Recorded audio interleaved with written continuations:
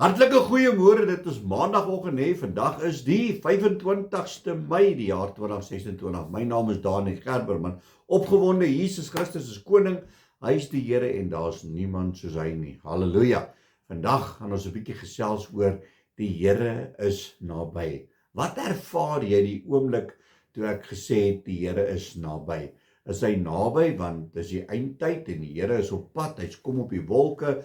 Hy moet die wegraping, hoe ook al dit wil wees, dat hy is naby, of hy is naby, want jy is gebroken van hart, jy is stikkend, jy het moeilike tye. En ek kry vanoggend hierdie gedeelte, en ek wil dit graag met julle deel. Hy sê ons almal dra iets stil in ons harte. Pyn, teleurstelling, alleenheid, daai moegheid wat niemand eintlik sien nie, en die ergste deel is jy smile nog. Jy gaan werk toe, jy antwoord mense met, ek is okay, maar binne-in voel dit of jy stadig besig is om leeg te raak. Nou ek weet, ons het dit al so gehad, dat vra jy vir iemand, hoe gaan dit met jou? Nee, ek is gaan goed, dankie. Hoe gaan dit regtig met jou? En dan maak hy persoon oop, en dan loop die trane, en hy hartseer kom uit en goeders. So partykeer, wanneer jy vir iemand vra, hoe gaan dit met jou, my boeta en sissa? Vra bietjie, hoe gaan dit met jou? So dan jy bietjie dieper kan met 'n persoon kan deel. Amen. Hy sê jy bid nog, jy glo nog, jy probeer nog vasklou aan God se beloftes, maar party aande voel dit selfs geloof is stil. Dat jy ook maar voel, weet jy, waar is my geloof?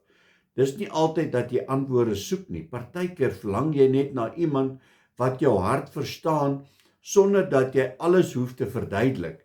Iemand wat opdaag, iemand wat bly, dalk in hierdie stiltyd 'n gebroke plek waarin jy nou is, leer God jou iets wat net pyn jou kan leer.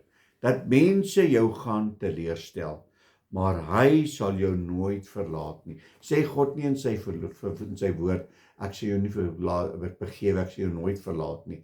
Ek is by jou, ek is met jou, want jy is my kind. Amen. Hy sê die Here is naby die wat gebroken van hart is. Nou kan ons gaan lees daarso in Psalm 34. Hy sê hierso, ek wil lees hierso vanaf vers 17.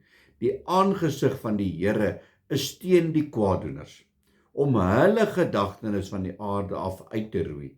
Hulle roep en die Here hoor en hy red hulle uit hulle benoudhede. Die Here is naby die wat gebroken is van hart. Hy verlos die wat verslae is van gees. So wanneer jy so gebroken is, goeders, kyk net op. Kyk op, moenie afkyk in die omstandighede. Die enigste manier wanneer ek en jy afkyk, is wanneer ons iemand anders wil optel, wat daaronder is. Andersins kyk ons op. Ons kyk op met 'n verwagting, want ons hulp kom van die Here. En die Here is nie daar onder in daai diep donker gat nie. Hy is daar bo, want hy staan daar, sê my kind, gee my jou hand. Gee my jou hand, sodat ek jou kan oplig. So kom ons hou hierdie woord, ons vat hierdie gedagtenis, dat die Here is daar vir my en vir jou. Amen. Kom ons bid saam. Halleluja, Abba Vader, Here, baie, dankie vir vanoggend, Here. Dankie vir hierdie nuwe week wat aangebreek het, Here. En ons bid en vra, Here, dat U elkeen sal lei.